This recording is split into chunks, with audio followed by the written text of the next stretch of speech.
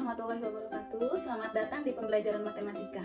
Pada kali ini Ibu akan membahas materi teorema Pitagoras, yaitu khususnya akan dibahas bagaimana cara menentukan panjang salah satu sisi pada suatu segitiga siku-siku.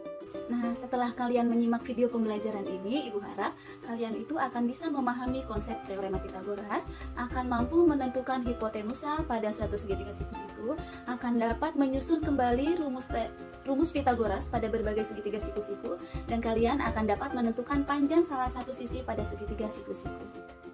Baiklah anak-anak, kita mulai pembahasannya ya. Apa itu teorema Pitagoras? Simak baik-baik.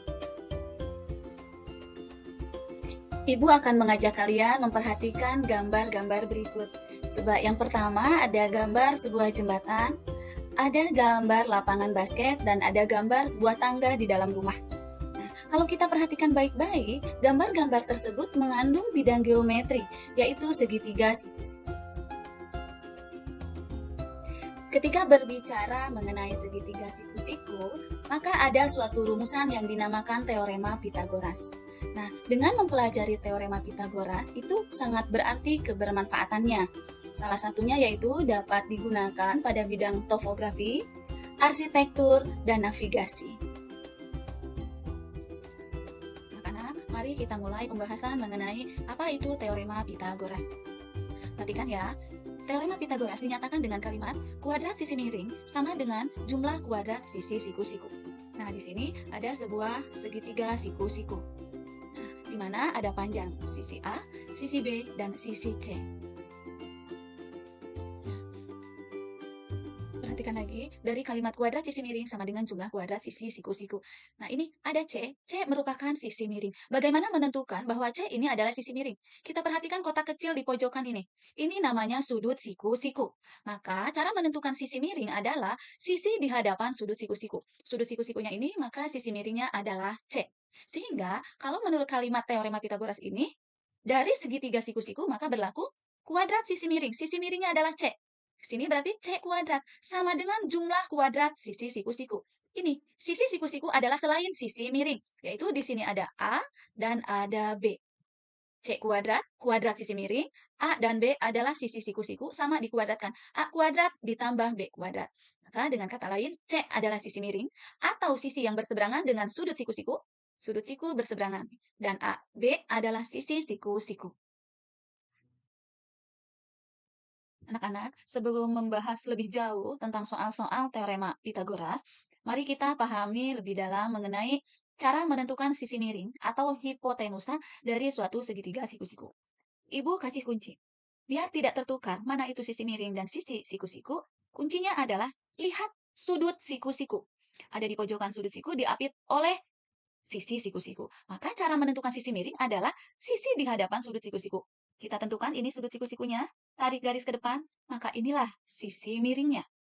Nah, gambar kedua, ini sudut siku-siku. Sudah ada tandanya, kotak kecil, kita tarik garis di hadapan sudut siku-siku. Maka sisi miringnya adalah sisi L. Dan gambar ketiga, ini sudut siku-siku, kita tarik garis di hadapannya, maka antara X, Y, dan Z, sisi miring atau hipotenusanya adalah X. Sehingga dari gambar ke-1, ke-2, dan ke-3, kita tidak akan ragu lagi dalam menentukan teorema Pitagoras dari masing-masing segitiga. Untuk gambar ke-1, karena sisi miringnya R, maka teorema Pitagorasnya yaitu kuadrat sisi miring, berarti R kuadrat. Nih, kuadrat sisi miring dulu didahulukan dan sendiri. Maka kita tinggal menuliskan dua sisi yang lain, yaitu sisi siku-siku. Ada P, ada Q. P dikuadratkan, Q dikuadratkan, jangan lupa dijumlahkan. Jadi, R kuadrat sama dengan P kuadrat ditambah Q kuadrat. Maka dari gambar kedua, lihat, sudah diketemukan bahwa sisi miringnya L. Sehingga rumus Pitagorasnya, kuadrat sisi miring atau sisi miring dikuadratkan, L kuadrat. Tentukan dua sisi yang lainnya, M dan K. M kuadrat ditambah K kuadrat. Dan yang ketiga, sisi miringnya X. Maka teorema Pitagorasnya, X kuadrat sama dengan Y kuadrat ditambah Z kuadrat. Perhatikan contoh soal berikut. Tentukan panjang sisi X pada masing-masing segitiga berikut.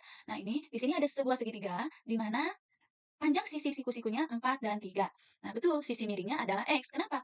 Ini lihat sudut siku-siku di hadapannya.